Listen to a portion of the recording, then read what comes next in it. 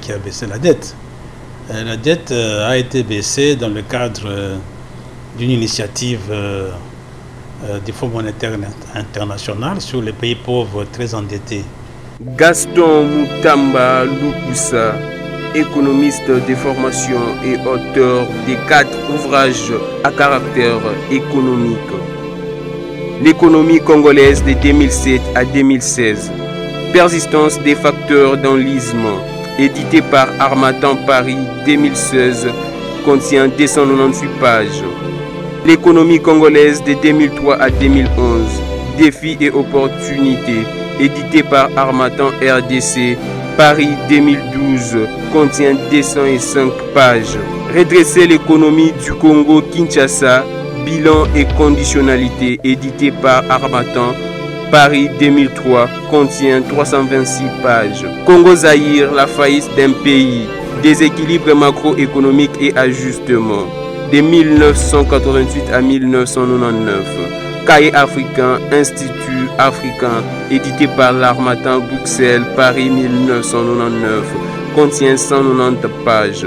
Déséquilibre macroéconomique et ajustement au Zaïre, de 1976 à 1987, édité par Presse universitaire du Zaïre. Kinshasa 1990, contient 215 pages. Redresser l'économie du Congo, Kinshasa, bilan et conditionnalité. Ces livres nous renseignent que l'économie congolaise a connu ses moments de gloire et quelques espoirs, bien que souvent en situation catastrophique qui a commencé par la zaïrisation. La situation n'a jamais toujours été catastrophique, parce que quand nous voyons l'arrivée de Mobutu en 1965, Mobutu est arrivé au pouvoir, il s'est fait qu'il a eu beaucoup de chance. En ce moment-là, le coût de matières premières était très élevé. Alors, l'argent est coulé à flot, le pays avancé sur le plan économique. Et je crois même à l'époque, on a fait un taux de croissance du PIB d'environ 7% par an, de 65 jusqu'à pratiquement avant la hausse des prix des produits pétroliers en 71. Ça marchait très bien. Mais le problème qui est arrivé, c'est quoi? Le président Mobutu a décidé de zaïrianiser.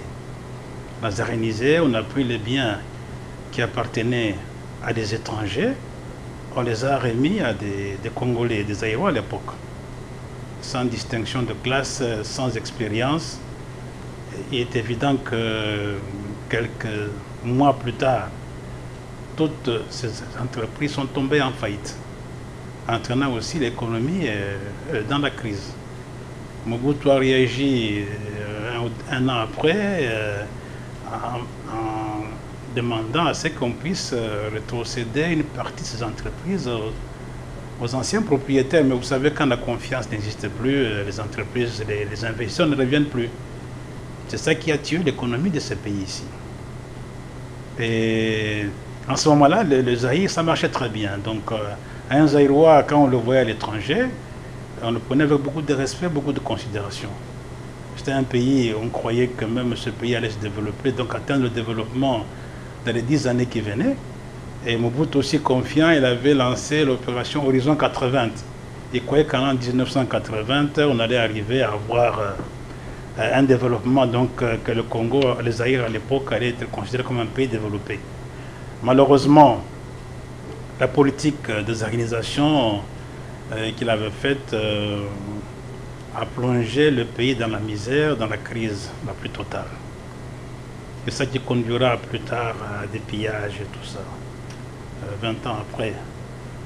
Donc le départ de la crise zaïroise provient de la zaïrisation. C'est ça que je peux dire. Donc, disons, le livre a été écrit à l'époque où il y avait un immense espoir en ce qui concerne le Congo aussi. Le Congo. Le président Kabila était au pouvoir il a pris une série de décisions pour redresser l'économie nationale et nous étions en programme avec le Fonds monétaire international. Les bailleurs de fonds annonçaient des montants importants pour aider l'économie du Congo. Donc tout le monde espérait, croyait que avec le président Kabila, avec la politique mise en œuvre, le Congo allait vite se redresser. Mais malheureusement qu'après, il y a eu les guerres qu'on a connues. Donc on était en pleine guerre, les guerres sont intensifiées. Bon, on est arrivé en 2003, on a fait en sorte qu'on ait un gouvernement de 1+4 pour que tous les belligérants se retrouvent dans le gouvernement. On a un peu pacifié, mais les guerres ont un peu repris par-ci par-là, avec des groupes armés à gauche et à droite. Donc c'était un peu ça. Donc il y avait un immense espoir. Parce qu'on venait de l'époque de musée Kabila, où il avait une vue sur le plan économique qui était complètement aberrante. Et alors, quand Kabila, fils, est arrivé au pouvoir, il a libéralisé l'économie. À l'époque, je me rappelle, à l'époque, les gens dormaient aux stations d'essence pour avoir le carburant. Et quand Kabila est arrivé au pouvoir, le Joseph Kabila, tout d'un coup, il a fait ce qu'il fallait faire et les lignes ont disparu. Il y avait un immense espoir dans le développement du Congo.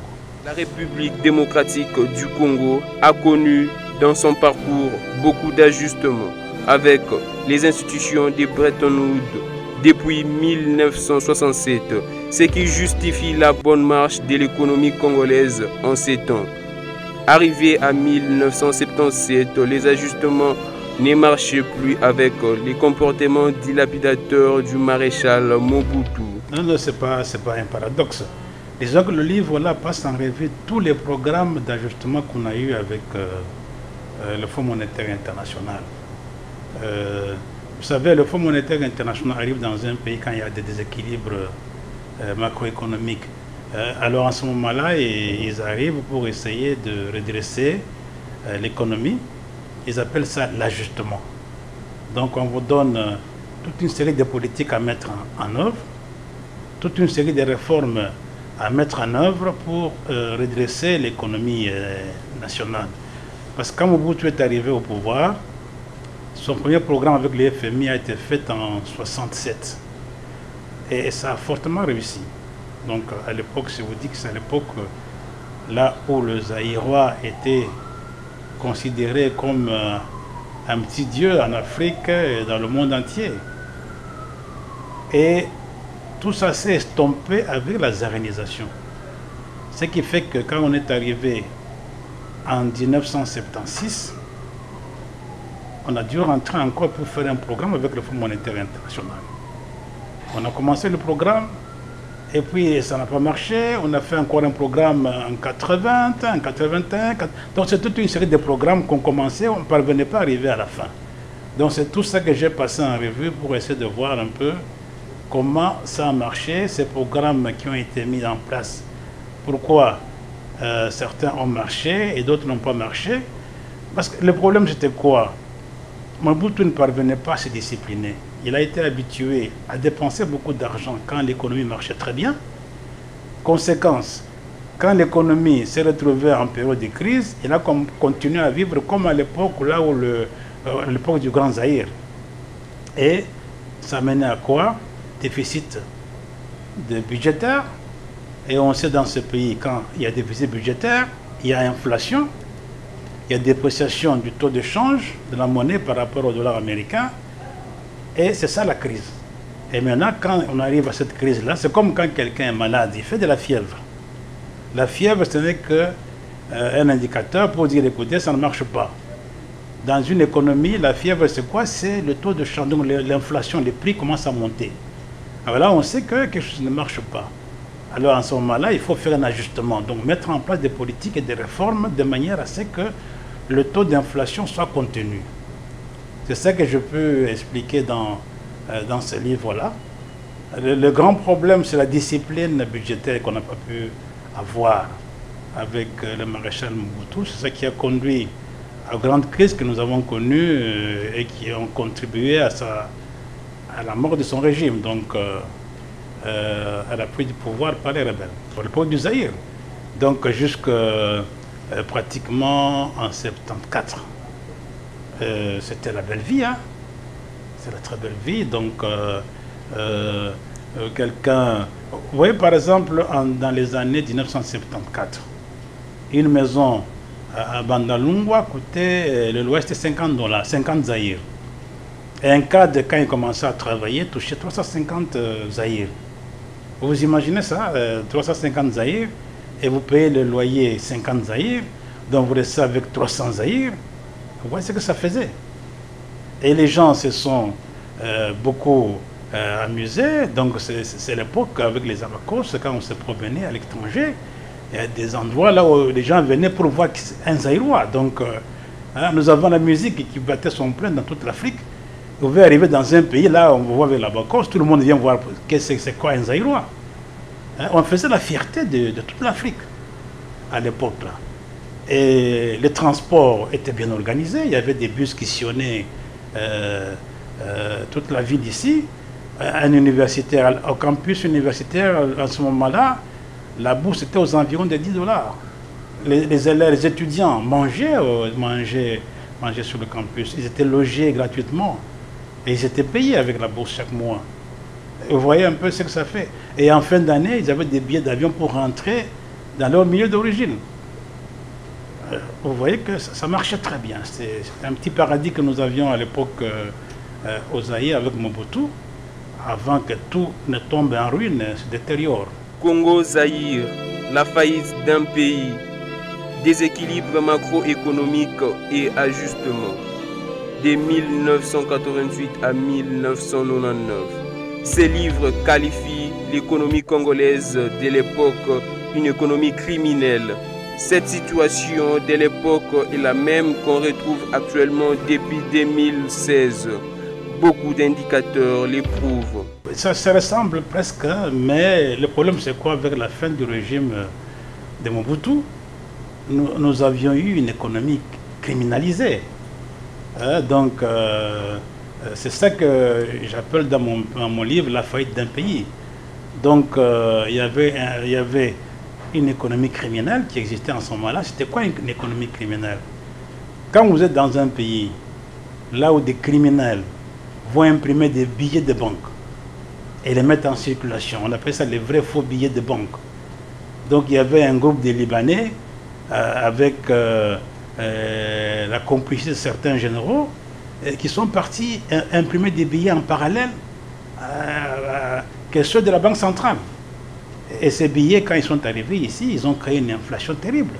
On a un matin, à un moment donné, 9000% de taux d'inflation par an, provenant du Zaïre à l'époque. En dehors de ça, qu'est-ce que nous avions encore? Les marchés informels.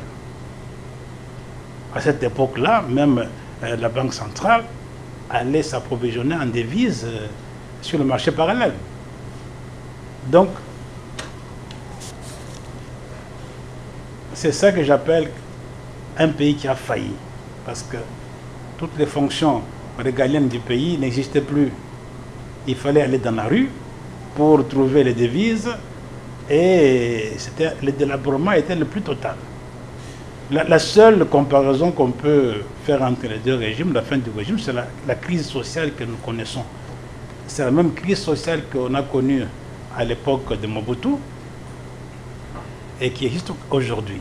Ce livre passe en revue tous les programmes économiques qu'on a eu avec le Fonds monétaire depuis 1963 jusqu'à quand le livre est sorti dans les années jusqu'en 88-89. Alors, le problème c'est quoi? Quand un pays a des problèmes économiques, on dit qu'il y a un déséquilibre. Ça se voit par quoi? Le taux de change qui commence à baisser et aussi les prix qui commencent à monter, l'inflation qui monte. C'est comme une personne humaine, un homme, quand vous êtes malade, vous avez la fièvre. La fièvre, c'est juste un indicateur pour vous dire, écoutez, attention, quelque chose ne marche pas dans votre corps. Et en économie, quand ça ne marche pas, surtout les économies en voie de développement, on voit les prix qui montent. Les prix qui montent.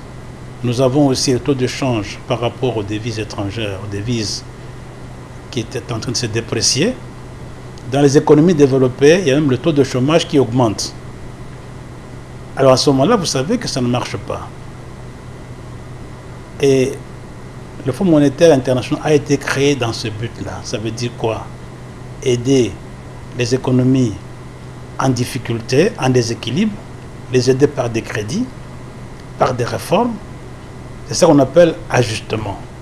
Le Fonds monétaire, quand il vient ici, il vous dit, écoutez, votre balance de paiement est en déséquilibre, votre budget est en déséquilibre, je vais faire ceci, je vais vous remettre un crédit par exemple de 200 millions, 300 millions de TS. Et puis après ça, je vais demander aux bailleurs de fonds extérieurs de vous ramener aussi de l'argent. On met de l'argent dans votre économie, mais à la condition de prendre des réformes, de mettre en place des réformes. Et normalement, l'engagement du FMI prend 3 ans maximum, parce qu'on suppose qu'au bout de 3 ans, si une économie est bien gérée, elle va atteindre son équilibre. Alors j'ai voulu, dans ces livres, parler de tous les programmes qu'on a eus, parce qu'à l'époque, les données économiques étaient considérées comme un secret, pratiquement un secret d'État. Alors j'ai mis ces données à disposition. Beaucoup d'étudiants les ont utilisées pour leur mémoire. À l'époque aussi, au niveau de la CNS, ce livre a été beaucoup vendu, voilà, parce que les gens voulaient un peu savoir le fonctionnement de notre économie. Donc c'est dans ce but que ce livre a été écrit en ce moment-là. La baisse de la dette internationale vers 2010 a conduit la RDC à quelques opportunités économiques ratées. Mais cette réalisation n'est pas une œuvre du gouvernement congolais, comme prétendent les dirigeants de l'époque. L'économie congolaise de 2003 à 2011, défis et opportunités, ces livres nous en dit plus. Ce n'est pas le gouvernement qui a baissé la dette. La dette a été baissée dans le cadre d'une initiative du Fonds monétaire international sur les pays pauvres très endettés. Ça a conduit en juillet 2010 à ce que sur les 14 milliards de dollars qu'on devait comme dette extérieure, pratiquement 10, quelques milliards ont été effacés. Donc on n'a plus resté qu'avec 2 milliards et quelques dollars comme dette, 2,9 milliards qu'on est resté comme dette extérieure. Bon, parce que pourquoi ils sont arrivés à ça? Ils sont arrivés à ça parce qu'ils ont constaté que si la dette du Congo continue à être à ce niveau là-bas, le pays ne va jamais se développer. C'est comme un individu, par exemple. Vous touchez 100 dollars par mois. Vous êtes endetté à hauteur de 200 dollars. Vous voyez que votre dette dépasse vos revenus mensuels. Alors maintenant, qu'est-ce qu'on fait? On dit, écoutez, vous venez chez nous. Moi, je vais vous remettre 150 dollars à condition que vous puissiez mettre en place des réformes. Alors là, ils ont dit, écoutez, bon, nous allons annuler votre dette, parce que c'est un processus assez long, d'initiative qui a mené à l'effacement de la dette. Il fallait prendre une série de réformes en place. Alors, il était entendu que si on annule cette dette, maintenant, le pays va prendre l'argent qui entre dans le budget de l'État, utilisé pour des investissements productifs. C'est quoi, par exemple, l'agriculture, les infrastructures, l'éducation? Ce sont des secteurs qui sont porteurs. Mais malheureusement, ça n'a pas été le cas. L'argent qui est dégagé a été utilisé à autre chose. Et aujourd'hui, on a recommencé à s'endetter. Aujourd'hui, nous étions retombés pratiquement à 2,9 milliards. Et aujourd'hui, on est, c'est de 9 milliards, on est pratiquement 4, 5, si on ajoute aussi la dette intérieure, pratiquement 6 milliards. C'est en train de monter. Les 6 milliards, pourquoi c'est accru? Pour le moment, on va s'endetter chez qui? Chez les Chinois. Alors, ça fait un problème avec les pays occidentaux. Ils disent, écoutez, pourquoi nous avons effacé votre dette et maintenant vous êtes en train de partir à vous endetter chez les Chinois? Vous voyez un peu comment ça fait un problème au niveau des pays occidentaux, parce qu'ils considèrent ça comme étant une pratique qui n'est pas du tout fair play. Donc, on vous annule la dette, vous ne mettez en place aucune politique fiable pour redresser l'économie, et vous allez chez les Chinois prendre encore de l'argent. Donc cette dette est en train de monter. Alors je crois que d'ici quelques années, dans les pays africains, beaucoup de pays africains, on va se retrouver dans la situation qu'on était à l'époque. Ça veut dire qu'avec un endettement excessif, maintenant l'endettement ne sera pas envers les Occidentaux, mais envers les Chinois. C'est là où on est en train de partir aujourd'hui. Disons que c'est une initiative du Fonds monétaire international. L'initiative du Fonds monétaire international pour réduire la dette. Mais pour y arriver, il fallait mettre en place une série de réformes. Mais là, on peut dire, écoutez, le mérite du Premier ministre de l'époque est que peut-être il a mis en place des réformes qui ont pu satisfaire le Fonds monétaire et la Banque mondiale pour qu'on puisse arriver à effacer la dette. Mais je crois que c'était beaucoup plus les pressions des autres pays occidentaux, parce qu'ils voulaient pousser le Congo à ce que la misère était insoutenable, donc aider le Congo à s'en sortir. C'est comme ça que moi je vois ça. Donc ce n'est pas tellement l'initiative de tel Premier ministre, non, non. Moi je crois que c'est plutôt le Fonds monétaire avec les pays occidentaux qui se sont dit, écoutez, bon, nous devons quand même faire quelque chose, un geste. Parce que si on remonte à l'époque de la dette extérieure en question que nous avons, à l'époque, on venait vous chercher pour aller vous endetter. Pourquoi on venait vous chercher pour vous endetter? Parce qu'à l'époque, les banques sont retrouvées avec beaucoup d'argent. Vous savez, une banque vit de quoi? Des prêts, les intérêts qui sont sur les prêts. Alors quand une banque se retrouve avec de l'argent dans ses coffres, elle cherchera par tous les moyens à qui les prêter, parce que ça va lui rapporter quelque chose. Alors, ils sont venus dans nos pays ici, et c'est à l'époque où vous voulez emprunter de l'argent, on vous reçoit comme un dieu et tout ça, et nous on est partis et on a pris de l'argent. On a fait quoi avec l'argent?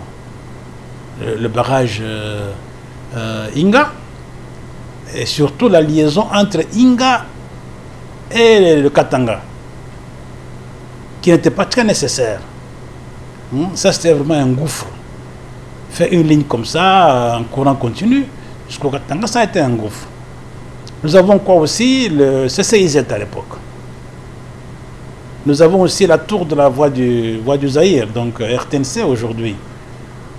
Donc c'est tout ça. Il y a aussi encore des petits projets à gauche et à droite. Tout ce qui est commun à ces projets, ce sont des projets qu'on appelle des éléphants blancs, qui ne rapportent pas. Vous endettez, parce qu'à l'époque, autant si vous avez un gros prêt, ça arrangeait les banques. Et là, on s'est retrouvé, on ne parvenait pas à rembourser après un certain temps, parce que les projets dans lesquels on a mis de l'argent, ce n'étaient pas des projets rentables. Alors, ce qui fait qu'après, c'est quoi? Les taux d'intérêt qui s'accumulent. Qui s'accumulent, on arrive à 14 milliards. 14 milliards, on ne sait pas les rembourser. Et le Fonds monétaire, la Banque mondiale nous ont aidés pour qu'on puisse effacer la dette qui aujourd'hui est en train d'augmenter. Bientôt peut-être, parce que bon, je vois les gens vont en Chine, ils se vendent d'être partis en Chine pour tout ça. Mais en Chine, là, on va vous faire des prêts. Et ces prêts, il faudra les rembourser dans quelques années. Donc on va rentrer à la case départ. C'est ça la grande crainte. Quand on a effacé la dette, l'entendement était que l'argent qui est dégagé soit utilisé dans des secteurs porteurs de croissance et de développement. Qui sont ces secteurs-là? Donc, par exemple, l'agriculture, les infrastructures, par exemple, les routes. Nous avons l'éducation, parce qu'un peuple éduqué, c'est un peuple qui peut travailler, c'est un peuple qui peut construire, c'est un peuple qui peut inventer des choses. Cet argent n'a pas été mis là-dedans. C'est pour ça qu'on ne veut pas sentir ça. Si, par exemple, on a mis l'argent dans l'agriculture, aujourd'hui, le pays importe pratiquement pour 2 milliards de dollars des biens alimentaires. 2 milliards. Est-ce que c'est normal dans un pays là où il y a de l'eau, des terres et du soleil? Ce n'est pas normal que nous soyons dans un pays qui vit des importations, par exemple des poulets. On importe les poulets. On importe tout ce qu'on mange pratiquement en dehors des œufs. Il fut un temps où même les œufs étaient importés. Donc, un pays qui vit qui mange grâce à des importations, ce n'est pas un pays normal. Alors, cet argent, les 2 milliards qu'on utilise pour importer, si par exemple on avait eu une agriculture normale, cet argent allait rentrer dans l'économie. Et maintenant, l'argent sort pour importer les poulets, les croupions d'Inde, même les tomates, je ne sais pas quoi encore, le riz, le maïs, ce n'est pas normal. Les opportunités, c'est parce qu'à l'époque, on a cru que le Congo allait se développer. Au niveau de l'extérieur, on a fait même en sorte d'effacer la dette. Les bailleurs de fonds nous ont remis beaucoup d'argent. La MONUSCO est arrivée ici pour essayer de nous aider, l'ONU plutôt, mais les opportunités étaient là. Les investisseurs venaient souvent au Congo pour voir un peu dans quel domaine ils vont investir. Mais quand ils sont venus, ils ont regardé, le climat des affaires n'était pas bon du tout. Ce qui fait qu'ils sont venus et ils sont repartis. C'est comme les hirondelles, hein, et ça vient et ça regarde, s'il n'y a pas de nourriture, ils rentrent d'où ils sont venus. Et c'est ça qu'on a connu. Ils sont venus nombreux, croyant que le pays était en train de se développer. Ils sont arrivés ici, ils ont vu que l'état de droit n'existait pas. La corruption battait son plein. Les infrastructures ne sont pas bonnes. Vous prenez le port de Matadi. Il semble que c'est le port le plus cher au monde. On a remis la gestion à l'ONATRA, une entreprise publique complètement en faillite. Qu'est-ce qu'on peut faire avec ça? Les aéroports, à l'époque, même jusqu'à aujourd'hui, ils étaient confiés à la RVA, qui est aussi en faillite. Ça ne marche pas du tout. Donc c'est ça, il y avait les opportunités qui étaient là, mais que nous n'avons pas su saisir. Les facteurs d'enlisement qui clouent l'économie congolaise sont nombreux. Entre autres, beaucoup d'entreprises publiques ne fonctionnent pas normalement. C'est que nous révèlent les livres L'économie congolaise de 2007 à 2016. Persistance des facteurs d'enlisement. Oui, la dévaluation, on peut appeler ça la dépréciation monétaire que nous avons connue il y a 2 ans, provenait du fait que l'économie dépend d'exportation de quelques matières premières, essentiellement le cuivre, le cobalt, le pétrole. Et qu'est-ce qui est arrivé? Il s'est fait qu'il y a eu une petite crise au niveau mondial. Ce qui fait que la demande dans les pays, surtout les pays émergents comme la Chine, a baissé. La loi de l'offre et de la demande jouant, on a mis des produits sur le marché, ils n'en avaient pas besoin, les prix ont baissé. Les prix du cuivre a fortement baissé, le cobalt a fortement baissé, alors on s'est retrouvé avec des ressources diminuées. Conséquence, c'est quoi? Déficit du budget. Et quand il y a déficit budgétaire, c'est financé par la monnaie, c'est quoi? On arrive à l'inflation et la dépréciation du taux de change. C'est ce que nous avons connu ces jours-ci.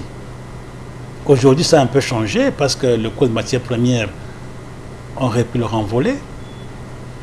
Pour combien de temps, nous ne savons pas encore. C'est ça qui explique que ce que nous avons connu il y a 2 ans, une dépréciation monétaire considérable à cause de la baisse des prix des produits que nous exportons. C'est pour ça qu'on recommande à ce que nous puissions diversifier l'économie. Au lieu que tout le Congo dépende de 3 produits miniers, il faudrait qu'on puisse voir dans d'autres secteurs comme l'agriculture, on peut exporter nos produits agricoles. On a la terre, on a l'eau, on a tout. On peut exporter ça aussi. On peut aussi aider à ce que les entreprises privées qui sont ici puissent prospérer et aussi exporter. Alors ça signifie que l'État doit mettre en place des politiques pour aider ces entreprises à exporter, de manière à ce que l'économie soit diversifiée. Parce que tel que nous vivons, c'est très dangereux, c'est un risque énorme. Il suffit que le cuivre, le cobalt baisse des prix et du jour au lendemain, on a en pleine crise ici. Alors, à ce qui concerne les facteurs d'enlisement de l'économie congolaise, c'est quoi les facteurs d'enlisement? Nous avons d'abord les infrastructures qui ne marchent pas. Malheureusement, ces infrastructures sont toutes gérées par des entreprises publiques qui sont aussi en faillite. Nous avons le port, nous avons les chemins de fer, nous avons les aéroports, nous avons l'électricité avec la SNEL, nous avons la régie des eaux pour l'eau. Toutes ces entreprises ne marchent pas. Nous avons les télécommunications avec les CPT, alors que dans le monde entier, les télécommunications rapportent beaucoup d'argent. Chez nous, ça ne rapporte absolument rien parce que la SCPT, c'est aussi une entreprise qui est moribonde. Donc, tant qu'il y aura ces entreprises publiques qui gèrent les infrastructures, on ne saura pas se développer. La solution, c'est celle-ci. Aujourd'hui, dans le contexte où que nous évoluons,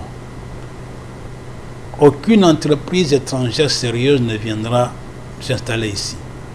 Parce que les infrastructures demandent beaucoup d'argent. Alors il faut avoir des grandes entreprises qui viennent s'installer. Ça veut dire qu'ils pourront par exemple reprendre la régie des eaux, donc carrément la racheter. La SNEL la racheter. Les ports de Matadi racheter ça, remettre ça à une entreprise publique, une entreprise privée extérieure, comme dans d'autres pays au monde. Ce sont les privés qui gèrent les aéroports. Chez nous, c'est l'État qui gère les aéroports. Ailleurs, ce sont des privés. Même dans beaucoup de pays, les ports sont gérés par des participants, des privés. Et on doit arriver à ça. Même l'électricité est gérée par des privés. On doit arriver à ça. Mais aujourd'hui, dans le climat que nous connaissons, le climat des affaires que nous connaissons, on n'aura pas une entreprise sérieuse qui viendra reprendre ces entreprises de l'État. Ce qu'on peut faire en attendant, c'est nommer des gens compétents pour gérer ces entreprises.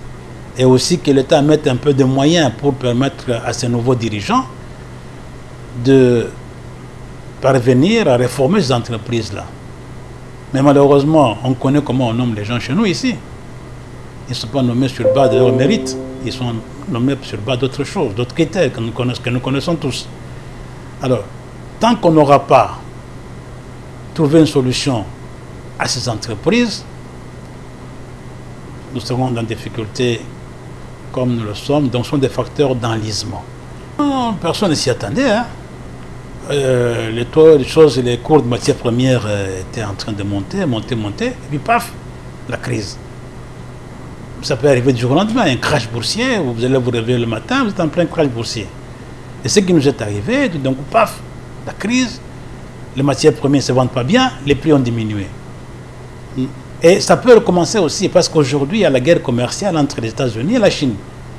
Et cette guerre commerciale peut conduire à ce que l'économie mondiale, la croissance de l'économie mondiale puisse baisser. Et si la croissance baisse, qu'est-ce qui va arriver? Nos produits ne seront pas achetés comme avant. Et on va se retrouver avec la baisse des prix des produits comme le cobalt et le cuivre. Et quand on arrive à la baisse de ça, automatiquement ici, nous avons des problèmes. Donc on doit s'attendre à ça. Si cette guerre commerciale entre les États-Unis et la Chine n'est pas réglée, nous aurons des problèmes très sérieux dans un avenir assez proche. D'autant plus que le gouvernement n'a pas de réserve. Vous voyez, dans des pays normaux, il y a une réserve, hein, même dans les foyers. En cas de coup dur, tout ça dure un petit, quelque part là, on peut prendre l'argent. Nous n'avons pas ça. Donc, ce qui fait que si cette guerre commerciale termine mal, nous aurons des problèmes très sérieux dans le pays. Oui, le nouveau code minier, il fallait y arriver parce que les taux de redevances minières, c'était bas quand on faisait une comparaison par rapport dans d'autres pays. Donc, dans le nouveau code minier, on a relevé un peu ces taux-là. Mais les problèmes qu'il y avait là, c'est la clause de stabilité qui a été revue, de 10 ans qui a été revue, ce qui fait que les sociétés minières ne sont pas d'accord avec ça. Je vois par exemple, ils ont dit à l'époque, en faisant cela, vous allez avoir des difficultés. Mais au niveau de l'État, c'était quoi? Accroître les recettes.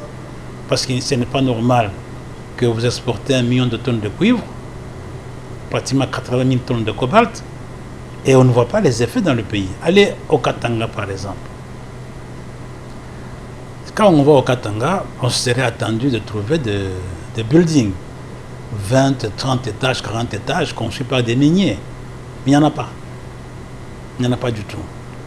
Et ce n'est pas normal. Ce n'est pas du tout normal. Ce qui fait que dans le nouveau code minier, on a obligé toutes ces entreprises-là à créer des sièges sociaux, là où ils exploitent. Parce que quand vous allez dans les pays, vous allez au Koweït, vous allez voir des buildings, vous allez à Dallas, vous allez voir les pétroliers, ils ont fait des buildings. Mais chez nous, ici, vous ne voyez absolument rien. Vous voyez des trous. Ils exploitent, et puis un jour, ils vont partir, le trou va rester. Et vous voyez, généralement, dans le Katanga, vous avez des lacs verts dans ces trous-là. C'est plein d'acide. Il n'y a pas de poissons. Je me rappelle quand on était tout jeune là, parce que bon, moi je suis né là-bas, il y a eu ceux qui sont risqués en tant qu'enfants à entrer dans ces lacs-là, ils sont tous morts. Mais les entreprises minières disent, écoutez, nous, on a investi dans des contextes très difficiles, dans un pays avec un climat d'affaires très mauvais, ce qui fait qu'il nous faut une prime. Leurs doléances n'ont pas été suivies. Aujourd'hui, l'entreprise Kibali Mining, Randgold, par le fait du nouveau code minier, qu'est-ce qui s'est passé en bourse? Ils ont perdu au moins 30% de leur valeur boursière. L'entreprise qui valait 10 milliards de dollars ne vaut plus aujourd'hui que 6 milliards. Et qu'est-ce qu'ils ont fait? Ils ont vendu l'entreprise à Barrick Gold. Donc c'est ça le début, les conséquences, la revient du code minier. Est-ce que toutes les autres entreprises vont commencer à faire la même chose que Randgold? On ne sait pas. Mais est-il qu'ils ont prévenu que par suite de la revient du code minier, il y aura de nouveaux problèmes, il y aura beaucoup de problèmes. Déjà, on le voit. Mais moi, je crois que les entreprises minières doivent faire un effort parce que ce n'est pas normal. Dans une région, vous exploitez, vous extrayez de cobalt, de cuivre, mais la population environnante est très pauvre. Même vous qui êtes là, qui exploitez, vous devez vous sentir en insécurité parce que ces pauvres, un jour, viendront vous envahir pour vous piller. C'est ça la grande crainte. Donc il faut nécessairement que les entreprises fassent un effort. Ils doivent s'entendre avec le gouvernement, trouver un compromis, de manière à ce que ce soit un compromis gagnant-gagnant. Que le peuple gagne, que l'État gagne, et que les entreprises aussi minières puissent gagner. Parce que quand on crée une entreprise, vous faites des petites affaires, faire des profits. Alors quand il n'y en a pas, vous partez.